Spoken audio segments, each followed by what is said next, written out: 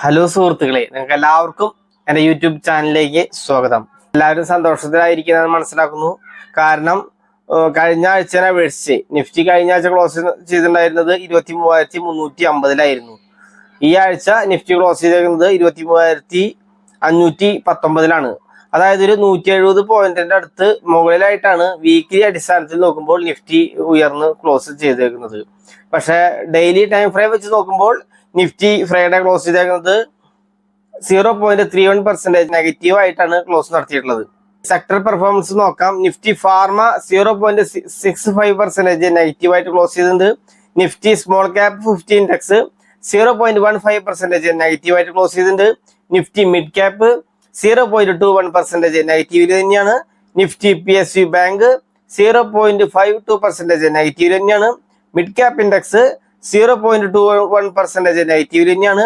Nifty metal 0.73% negative തന്നെയാണ്. Nifty media അതിഗംഭീര നെഗറ്റീവിൽ വന്നിട്ടുണ്ട്. 2.29% നെഗറ്റീവിൽ close ചെയ്തിട്ടുണ്ട്. Nifty bank 0.20% just flat negative തന്നെയാണ്. ഓട്ടോ 1.03% നെഗറ്റീവിൽ തന്നെയാണ്. നിഫ്റ്റി റിയാലിറ്റി 1.42% നെഗറ്റീവിൽ തന്നെയാണ്. Nifty IT 1.76% നെഗറ്റീവില്. നിഫ്റ്റി എനർജി 0.33% നെഗറ്റീവിൽ തന്നെയാണ്.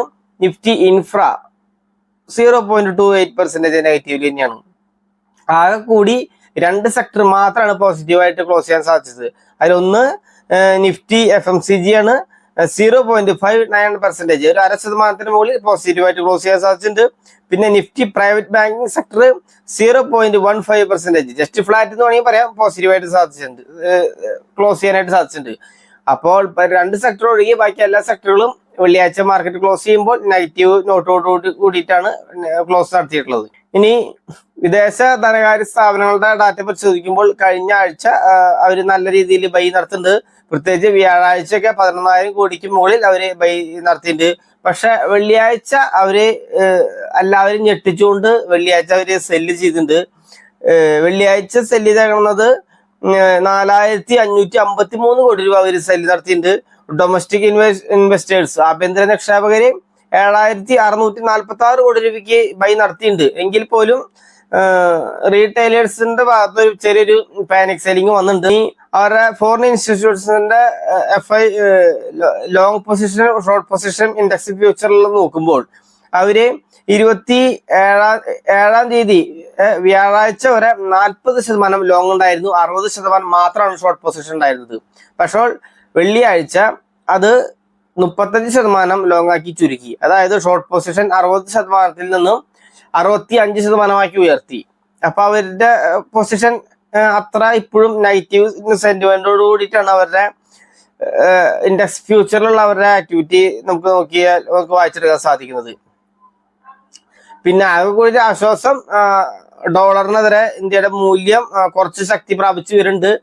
വെള്ളിയാഴ്ച ക്ലോസ് ചെയ്തേക്കുന്നത് 85.57% നെഗറ്റീവോട് കൂടിയിട്ടാണ്. അതായത് ഇന്ത്യൻ രൂപ ശക്തി പ്രാപിച്ചു വരുന്നത് നമുക്ക് മനസ്സിലാക്കാം. അത് തന്നെയായിരിക്കാം ഫോറിൻ ഇൻവെസ്റ്റേഴ്സ് ബൈ ചെയ്ത് തുടങ്ങാനായിട്ടുള്ള ഒരു കാരണം തന്നെ മനസ്സിലാക്കുന്നത്. പിന്നെ വെള്ളിയാഴ്ചത്തെ സെല്ലിങ് വരാൻ കാരണം താരിഫ് ഹൈക്ക് തന്നെയാണെന്നാണ് ഞാൻ അനുമാനിക്കുന്നത്. ഓക്കെ, ഇനി നിഫ്റ്റിയുടെ അടുത്ത ആഴ്ചയിലുള്ള റെസിസ്റ്റൻസ് പറയുകയാണെങ്കിൽ 23,800, 24,075 ഈ 2 ലെവൽസ് മേജർ ആയിട്ടുള്ള റെസിസ്റ്റൻസ് ആയിട്ട് നിഫ്റ്റിക്ക് വരാവുന്നതാണ്. സപ്പോർട്ടായിട്ട് പരിഗണിക്കാവുന്നത് 23,400, 23,200 മേജർ സപ്പോർട്ട് സോണായിട്ട് നമുക്ക് പരിഗണിക്കാവുന്നതാണ്. ഓക്കെ, ഇനി ഗ്ലോബൽ മാർക്കറ്റ്സിന്റെ അവസ്ഥ നോക്കാം. ഗ്ലോബൽ മാർക്കറ്റ്സ് നമുക്കറിയാം, വെള്ളിയാഴ്ച ഇവിടെ ക്ലോസ് ചെയ്താലും ശനിയാഴ്ച പുലർച്ചെ 2:45 വരെ ഒരു എല്ലാ മാർക്കറ്റുകളും ട്രേഡ് നടത്തുന്നുണ്ട്. അതിന്റെ ഡാറ്റ നോക്കുമ്പോൾ ഡോ ഫ്യൂച്ചർ, അമേരിക്കൻ മാർക്കറ്റായ ഡോ ഫ്യൂച്ചർ 1.77% നല്ലൊരു ഗംഭീര ഫോൾ വന്നിട്ടുണ്ട്. നാസ്ഡാക്ക് ടെക്നോളജി ഇൻഡെക്സ് അതിഗംഭീര ഫോളാണ് വന്നിട്ടുള്ളത്. 3.32% നെഗറ്റീവായിട്ട് കൂടിയിട്ടാണ് നാസ്ഡാക്ക്, അതായത് ടെക്നോളജി ഇൻഡെക്സ് ക്ലോസ് നടത്തിയിട്ടുള്ളത്. ഡോ ജോൺസും 1.73% നെഗറ്റീവ് തന്നെയാണ്. S&P 500 2.24% നെഗറ്റീവിൽ തന്നെയാണ്. ഫഡ്സ് അതായത് UK മാർക്കറ്റ് 0.01% ജസ്റ്റ് പോസിറ്റീവ് നോട്ടോട് കൂടിയിട്ട് ജസ്റ്റ് ഫ്ലാറ്റ് ആയിട്ടുണ്ട്. CAC 40 ഫ്രാൻസ് മാർക്കറ്റ് 0.79% നെഗറ്റീവ് തന്നെ ക്ലോസ് ചെയ്ത് നടത്തിയിട്ടുള്ളത്. ഡാക്സ് ജർമ്മൻ മാർക്കറ്റ് 0.76% നെഗറ്റീവ് തന്നെ ക്ലോസ് ചെയ്തേക്കുന്നത്. നിക്കി മാർക്കറ്റ് 2.06% നെഗറ്റീവ് തന്നെയാണ്. ഹോങ്കോങ് മാർക്കറ്റും 0.65% നെഗറ്റീവ് തന്നെയാണ് ക്ലോസ് നടത്തിയിട്ടുള്ളത്.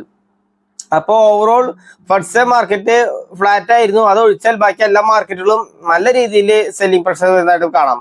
താരിഫ് ഹൈക്ക് തന്നെയാണ് അതിന്റെ പ്രധാന റീസൺ ആയിട്ട് ഞാൻ മനസ്സിലാക്കുന്നത്. ഇനി ഗിഫ്റ്റ് നിഫ്റ്റി നിങ്ങൾക്കറിയാം, ശനിയാഴ്ച പുലർച്ചെ 2:45 വരെ ട്രേഡ് നടത്തിയിട്ടുണ്ട്. ഗിഫ്റ്റ് നിഫ്റ്റി ക്ലോസ് ചെയ്തേക്കുന്നത് 23,490 അതായത് 0.63% നെഗറ്റീവില് ആയിട്ട് ക്ലോസ് നടത്തിയിട്ടുണ്ട്. ഒരു 147 പോയിന്റ് ആണ് താഴ്ന്നിട്ടാണ് ഗിഫ്റ്റ് നിഫ്റ്റി ട്രേഡ് അവസാനിപ്പിച്ചേക്കുന്നത്. അപ്പോ നമുക്ക് തിങ്കളാഴ്ച മാർക്കറ്റ് മുടക്കാൻ നമുക്കറിയാം. അതിനുശേഷം പക്ഷെ തിങ്കളാഴ്ച ഇന്ത്യൻ മാർക്കറ്റ് മാത്രമേ മുടക്കുള്ളൂ. ബാക്കി അമേരിക്കൻ മാർക്കറ്റുകളും മറ്റു മാർക്കറ്റിലൊക്കെ ഓപ്പൺ ആണ്.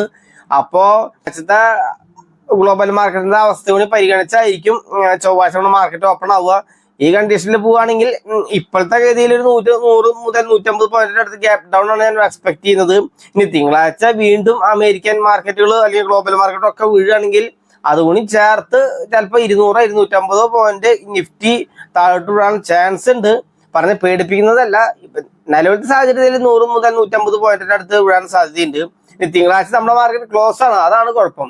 ആ സമയത്ത് മറ്റുള്ള മാർക്കറ്റുകൾ വർക്ക് ചെയ്യുന്നുണ്ട്.